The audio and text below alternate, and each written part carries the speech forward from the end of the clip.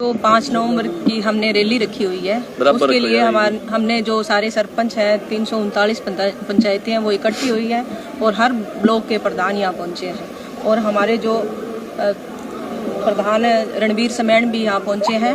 तो इन्होंने जो भी 5 तारीख की जो रणनीति है वो हमें समझाई है कि आगे हमें क्या करना है और किस हिसाब से और 5 तारीख की जो रैली है उसको हम सक्सेस करने का काम करेंगे। कितने सरपंच वो 5 तारीख को वहाँ इकट्ठा हो सकते हैं? देखिए 6228 की 28 पंचायतें वहाँ मौजूद होंगी और इसके साथ हमारे साथ ग्रामीण भी साथ में होंगे। हो सकता है आशा वर्कर भी हमारे साथ जुड़ने वाली है क्योंकि हम आम नागरिक को साथ लेके चलेंगे।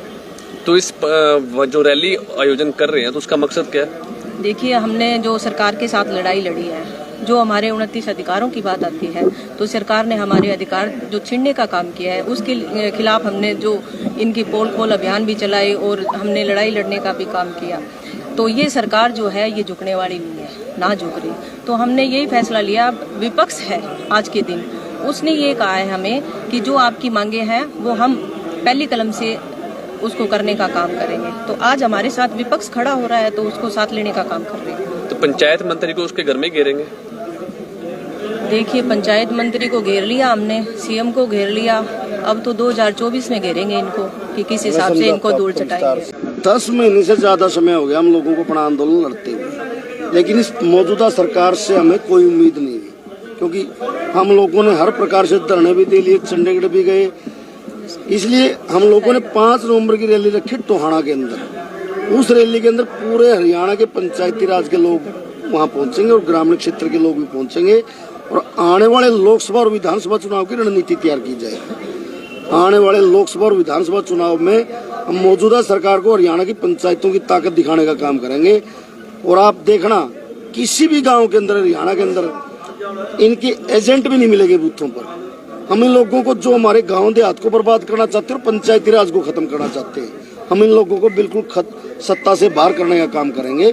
और 5 नवंबर को टोहाना के अंदर हरियाणा की एक ऐतिहासिक रैली होगी और जिसमें विपक्ष हमारा समर्थन करने के लिए आ रहा है। वहाँ पे कौन आ रहा है विपक्ष से? विपक्ष कांग्रेस पार्टी के प्रदेश अध्यक्ष उदयभान जी, भूपेंद्र हुड्डा जी, दीपेंद्र हुड्डा जी और 30 के 30 कांग्रेस पार्टी के विधायक, वो हमारे समर्थन में, हमारी मांगों का समर्थन करने के लिए, हमें समर्थन देने के लिए टोहाना आ रहे हैं 5 नवंबर। देवेंद्र बबली का बयान है कि जो ई टेंडरिंग जो प्रणाली लागू की है वो सरपंचों के लिए फायदे के लिए है, तो आप फिर विरोध क्यों कर रहे हैं? जो पंचायत मंत्री है इसको पंचायती राज एक्ट का कोई ज्ञान नहीं है। ई टेंडरिंग प्रणाली भ्रष्टाचार की जननी है। जहाँ भी ई टेंडरिंग से काम हुए हैं, आप पूरे हरियाणा में आप हर रोज तो देखते हो सोशल मीडिया पे, जहाँ भी ई टेंडरिंग से काम चल रहे हैं सारी की सारी जगह लोगों की शिकायतें हैं। कहीं पिलिंटें लगाई जा रही है, कहीं घटिया मटेरियल यूज हो रहा है। बिल्कुल पूरे हरियाणा प्रदेश का विकास रुका हुआ है और इन लोगों का टेंडरिंग, ई टेंडरिंग के माध्यम से ठेकेदारों के साथ और अधिकारियों के साथ मिलकर हरियाणा का जो पंचायती राज का बजट है उसको हड़पने की एक साजिश है। आज देखो तालाबों के नाम पर बहुत बड़ा गबन है। ये अधिकारियों को डराया धमकाया जा रहा है कि आपने ये टेंडर इस ठेकेदार को देना है और उससे पंचायत मंत्री और उसके भाई सीधा कमीशन लेते हैं। सीएम साहब जहाँ भी जाते हैं वही विवाद होता है। आपके सरसा में आए वहाँ भी ये जन संवाद नहीं, जन विवाद का कार्य करते हैं। ना इनको सामाजिक ज्ञान है। एक हिसार के अंदर कोई मुलाकात की जाएगी, सीएम साहब कल परसों यही होंगे। देखो हम लोगों ने मीटिंगें कर ली लेकिन इन लोगों की मंशा साफ नहीं है। ये लोग पंचायती राज को खत्म करना चाहते हैं और जो पंचायती राज का बजट है उसके ऊपर इन लोगों की निगाहें हैं। ये हर प्रकार से प्रदेश को लूटने का काम कर रहे हैं। ये सरकार नहीं, एक चोरों लुटेरों का एक गिरोह है हरियाणा के अंदर जो हर प्रकार से प्रदेश को लूटने में लगा हुआ है। अब बातचीत नहीं होगी?